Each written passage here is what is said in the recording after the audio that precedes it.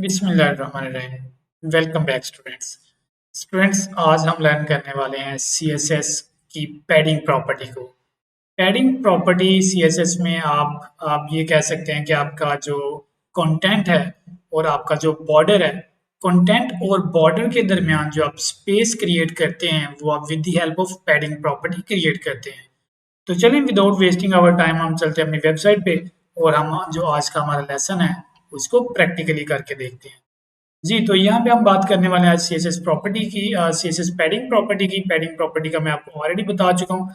आपका जो कंटेंट है उसके दरमियान और आपका ये जो बॉर्डर है इसके दरमियान ये जो स्पेस होती है that is your padding.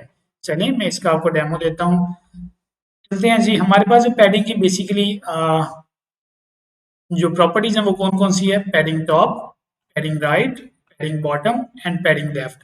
But आप एक शॉर्ट हैंड प्रॉपर्टी को यूज करते हुए भी अपनी सारी जो पैडिंग है वो असाइन कर सकते हैं। आप सिर्फ लिख सकते हैं पैडिंग पिक्सल्स, इतने पिक्सल्स। और कीप इन माइंड ये जो आपकी पैडिंग है ये क्लॉकवाइज डायरेक्शन में चलती है, top, right, bottom, then left. तो चलिए इसको प्रैक्टिकली करके देखते हैं। चलते हैं अपने वीएस कोड पे।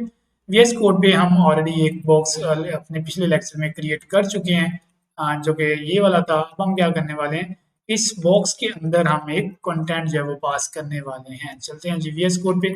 यहाँ पे मैं लिखता हूँ हेडिंग। मैंने H1 पास किया। H1 के अंदर अब हम लिखेंगे पैडिंग इन CSS। मैंने इसको जस्ट सेव किया। सेव करने के बाद मैं अपने ब्राउजर पे जाऊंगा तो आप देख सकते हैं कि मेरे पास ये जो CSS लिखा आ गया है ये मेरे पास इस टाइप का आया है। ठीक है। अब यहाँ पे ऑलरेडी मैं इसको अगर पैडिंग देना चाहूँ तो मैं किस तरह से दूंगा? चलिए मैं इस बॉक्स को रेज करता हूँ। मैंने इसको रेज कर दिया। मैं ये सारा रेज करता हूँ ताकि आपको इसका सही से आइडिया हो जाए। मैंने इसको सेव किया। सेव करने के बाद मैं H1 अगेन लिखता हूँ। सॉरी, यहाँ पे मैंने H1 अपना पास किया और यहाँ पे लिख दिया अगेन वही सेंटेंस, पैडिंग इन CSS। मैंने इसको सेव किया। अब आप ब्राउजर पे जाके देख सकते हैं कि आपका जो हेडिंग है ये इस तरह, इसका टेक्स्ट जो कलर है वो चेंज करते हैं। टेक्स्ट का मैं इसको लिखता हूँ H1 और इसका जो कलर है वो वाइट कर देते हैं ताकि ये हमें इजीली विजिबल हो। तो मैंने इसको सेव कर दिया जी। अब आप देख सकते हैं कि आपका ये जो कंटेंट है, ठीक है, ये इस तरह का है। यानी इसके गिर्द आपको बॉर्डर नजर नहीं आ रहा, आपको पैडिंग नजर नहीं आ रही। चलिए मैं इसके गिर्द बॉर्डर जो है वो लगाता हूँ। तो मैंने इसको बॉर्डर दे दिया जी 4 पिक्सल्स, सॉलिड और वाइट। मैंने इसको सेव किया। अब आपको इसके गिर्द बॉर्डर जो है वो नजर आएगा। ठीक है। अब ये आपका बॉर्डर आप देख सकते हैं, ये आपका कंटेंट है और ये आपका बॉर्डर है। इस कंटेंट और बॉर्डर के दरमियान आपने स्पेस जो क्रिएट करनी है वो आपने किसकी मदद से करनी है? CSS पैडिंग प्रॉपर्टी की मदद से। मैं इसको पैडिंग अलॉट करता हूँ। पैडिंग में इसको कह देता हूँ जी 20 pixels, again 5 pixels and again 5 pixels and again 10 pixels. इसको सेव किया। सेव करने के बाद मैं रिफ्रेश करूंगा और ब्राउजर पे जाऊंगा तो यू कैन सी आपने पहले इसको पास किया जी 20 पिक्सल। 20 पिक्सल आपका टॉप जो है वो आ गया, टॉप पैडिंग। उसके बाद आपने इसको जो 5 पिक्सल की है वो आपका राइट है। इसके बाद आपने जो इसको